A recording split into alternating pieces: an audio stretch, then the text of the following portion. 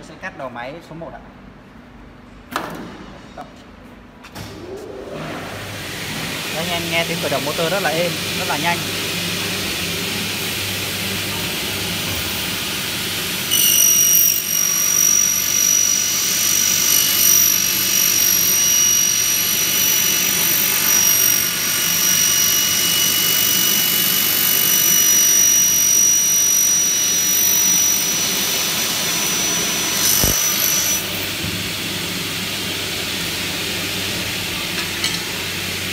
Rồi, và đây là mặt cắt đấy ạ. Mặt cắt sáng bóng, không có ba via, không có ba via, rất là đẹp. Và chúng tôi sẽ cam kết là bảo hành lưới cắt cho anh em trong trường hợp mà lưới cắt bị ba via, móp nhôm hay là nổ nhôm. Đẹp. Hàng lưới cắt Wagen cao cấp của Nhật Bản. Đây, đảm bảo cho anh em những góc cắt chuẩn nhất và mịn đẹp nhất. Vâng, xin kính chào toàn thể các anh em ngành nhôm kính. Và xin chào mừng toàn thể các anh em đã quay trở lại với các video giới thiệu về các dòng máy gia công và sản xuất cửa nhôm, cửa nhựa của công ty cổ phần thương mại xuất nhập khẩu Kính Mác. Và rất vui mừng chào mừng toàn thể các anh em để hôm nay tôi xin giới thiệu với toàn thể các anh em một dòng máy cắt nhôm 2 đầu 08 giá rẻ, phù hợp với những anh em có mức đầu tư vốn thấp hoặc mới vào nghề. Nhân dịp cuối năm sẽ có nhiều ưu đãi cho anh em. Và ngay sau đây lưng tôi đây đó là dòng máy cắt 2 đầu 08 thương hiệu Sinon. Với dòng máy cắt 2 đầu này, đó là dòng 2 đầu 08S có thể cắt được hai góc, đó là góc 45 và góc 90. Rất là phù hợp với những anh em làm nhôm hệ. Sau đây tôi xin giới thiệu chi tiết hơn về dòng máy này. Trước tiên đây là bảng điều khiển ạ. Đây là bảng điều khiển của máy, được thiết kế di động ở trên thân máy để cho anh em dễ dàng làm việc và thao tác. Ở trên bảng điều khiển sẽ tích hợp hai thứ tiếng, đó là tiếng Anh và tiếng Trung, mà rất là dễ dàng sử dụng cho anh em. Đây là chuyển góc đầu bên trái ạ. Máy chuyển được hai góc là 45 và 90. Đây là lựa chọn đầu máy để cắt. Chuyển góc đầu bên phải. Dưới đây là kẹp piston, khởi động motor, dừng motor. Lúc này là khóa đầu máy số 2. Chốt hãm hơi đấy ạ, là chốt hãm hơi. Đây là nút cắt, rất là dễ sử dụng. Bảng điều khiển được thiết kế di động trên thân máy cho anh em có những trường hợp cắt những cây nhôm dài anh em có thể kéo ra ngoài này, dễ dàng thao tác hơn. Đây hiện tại đang là góc 90 độ của máy và đây là góc 45 độ của máy. Máy chuyển góc rất là nhẹ và êm ạ. Về phần cơ khí bên đầu máy thì đây ạ. Phần mặt bích của đầu máy là mặt bích bằng thép phẳng, gia công của CNC rất là chính xác. Và phần dưới này nó là phần để đẩy lưỡi cắt ra ngoài, từ thiết kế khe vừa khít với lưỡi để tránh trường hợp mà trong trường hợp anh em cắt DC nhỏ, nó tránh trường hợp bị hút DC ở bên trong, rất là an toàn. Phần thiết kế này rất là chính xác và an toàn, đảm bảo cho đầu máy sẽ ổn định hơn và an toàn, bảo vệ cho lưỡi cắt tốt hơn. Cả hai đầu máy đều có máng trượt DC nghiêng 30 độ đấy ạ. Để khi mà anh em cắt xong, DC sẽ tự động trượt xuống và thoát ra ngoài, tránh bị văng, bị đập, hơi hư hại cho lưỡi. Phần bệ đỡ của đầu máy được thiết kế đó là tấm thép dày và không rỉ. Đây, tấm thép dày 2 phân, rất là đảm bảo, được gia công phẳng bằng CNC.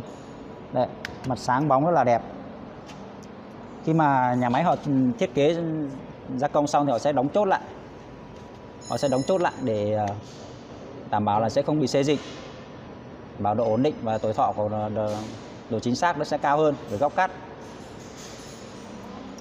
Đây, phần cơ khí của máy được làm rất là đảm bảo và chính xác. Đây là dòng máy giá rẻ nhưng mà rất là đầy đủ. Ở trên máy sẽ được trang bị đó là 3 piston kẹp. Ở đầu máy số 1 sẽ có một cái và bên này sẽ có hai cái. Hai cái piston kẹp bên này để kẹp những cây nhôm dài. Trong trường hợp mà khi anh em cắt xong thì phần dư còn lại nó sẽ không bị ngã, không bị văng ra ngoài, không bị vật ra ngoài, sẽ đảm bảo an toàn hơn. Có một số trường hợp là máy chỉ có trang bị 2 piston thì phía bên này sẽ không có piston, này nó sẽ không giữ lại được. Cây nhôm cắt xong nó dài, nó vật ra, nó gây va đập với lưỡi rất là nguy hiểm. Có thể sai lệch góc cắt, hoặc là nặng hơn nó có thể hư hại cho lưỡi, gãy me, gãy lưỡi. Về phần trang bị piston rất là đảm bảo và ổn định cho anh em. Ở bên này sẽ là phần giá đỡ nhôm và dưới này sẽ có phần trang bị đó là chốt hãm hơi đây ạ. Đây là chốt hãm hơi. Phần chốt hammer này được thiết kế đó là ở trên bảng điều khiển luôn để cho anh em dễ dàng thao tác. Khi anh em chọn kích thước xong, chúng ta sẽ khóa lại bằng chốt hammer này, rất là dễ. Đấy ạ. Thay vì phải vặn tay như thế này, vặn tay này sẽ mất thời gian hơn rất là nhiều, thì mình sẽ khóa bằng chốt hammer sẽ tiện hơn, dễ dàng hơn. Phần nắp chắn DC của máy được thiết kế đó là trượt lên xuống thẳng đứng.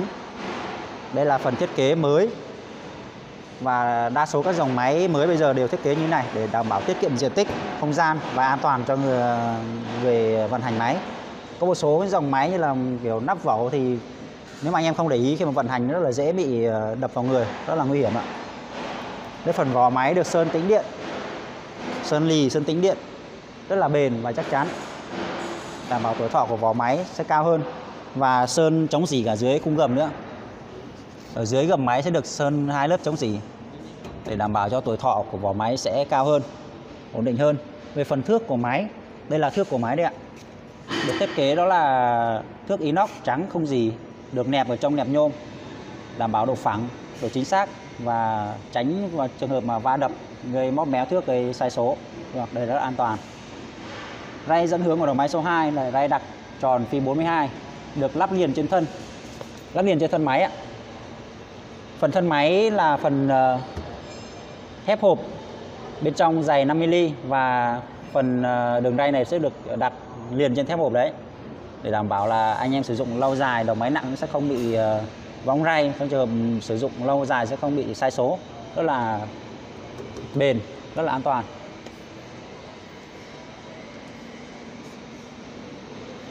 Về trang bị ở bên trong đầu máy, đó là máy được trang bị lưới cắt đường kính 450, lưới cắt Wagen công nghệ của Nhật Bản.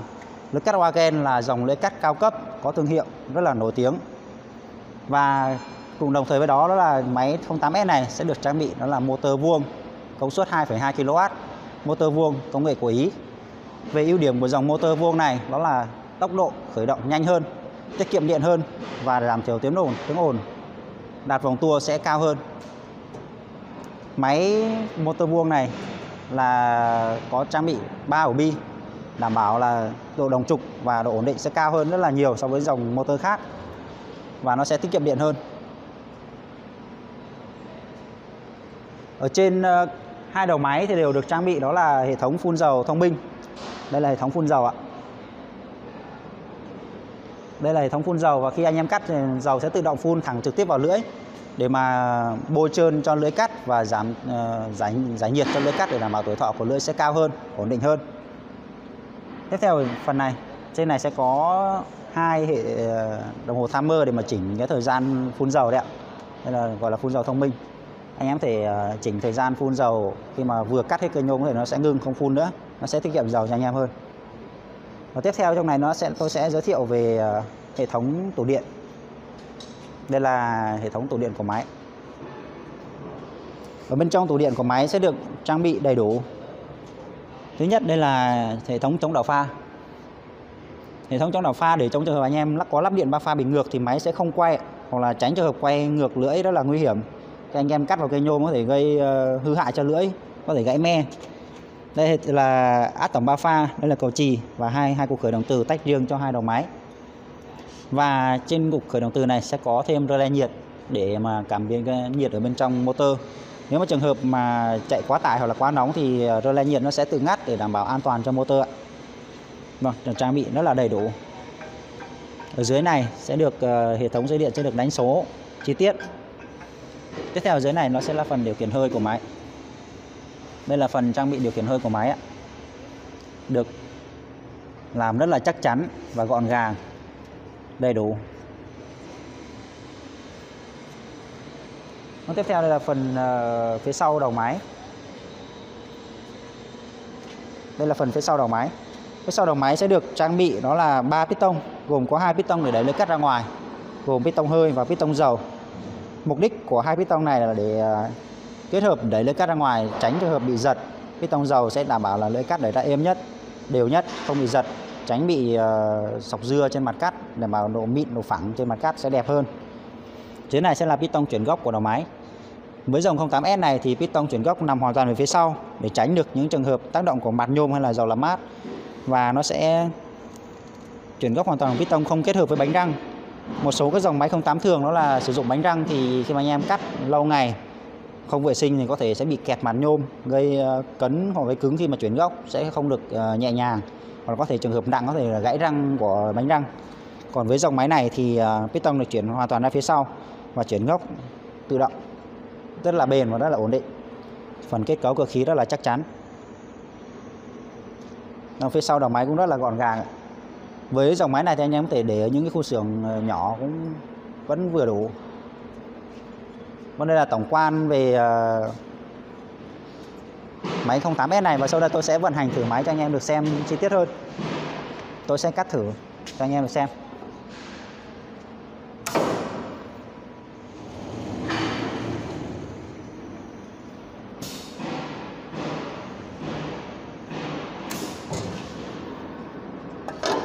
Tôi sẽ cắt đầu máy số 1 ạ. Cái piston.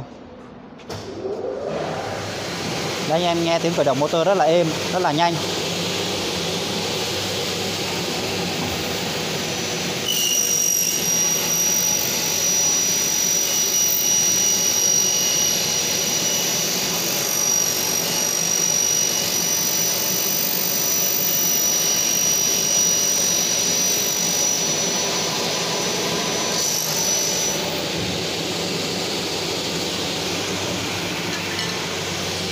Và đây là mặt cắt đây ạ. Mặt cắt sáng bóng, không có ba via, không có ba via, rất là đẹp. Và chúng tôi sẽ cam kết là bảo hành lưới cắt cho anh em trong trường hợp mà lưới cắt bị ba via, móp nhôm hay là nổ nhôm. Đây ạ. Hàng lưới cắt Wagen cao cấp của Nhật Bản. Đây, đảm bảo cho anh em những góc cắt chuẩn nhất và mịn đẹp nhất. Và với dòng máy cắt này nó sẽ phù hợp với những anh em mới vào nghề hoặc mức đầu tư vốn thấp, để anh em yên tâm làm việc. Để có đây ạ. Đây là tổng quan của máy. Và ngoài ra công ty chúng tôi còn cung cấp thêm rất là nhiều các dòng máy khác, như là máy cắt nhôm 2 đầu 05, 05S, 08, 08S, 09, 09S, các dòng máy cao cấp hơn như là P30, Kingmark, K20, và các dòng máy có thể cao hơn nữa, các dòng máy ép góc, phay đố, đột dập, máy nén khí, vân vân, để phục vụ đầy đủ cho anh em làm nghề nhôm kính. Và công ty chúng tôi sẽ có 3 kho tại 3 khu vực ngoài miền Bắc, đó là sẽ tại tổng kho tại 936 đường Quang Trung, phường Yên Nghĩa, quận Hà Đông, Hà Nội. Ở tại miền Trung đó là tại khu công nghiệp Hòa Khánh, quận Liên Chiểu, thành phố Đà Nẵng. Và tại trong miền Nam đó là tại lô C4 cụm công nghiệp Quang Trung, phường Hiệp Thành, quận 12, thành phố Hồ Chí Minh. Vâng, anh em nào có nhu cầu tìm hiểu về máy có thể liên hệ trực tiếp với tôi qua số điện thoại ở dưới màn hình, hoặc là đến trực tiếp tại các kho gần mình nhất để xem máy ạ. Vâng, xin chân thành cảm ơn anh em đã quan tâm.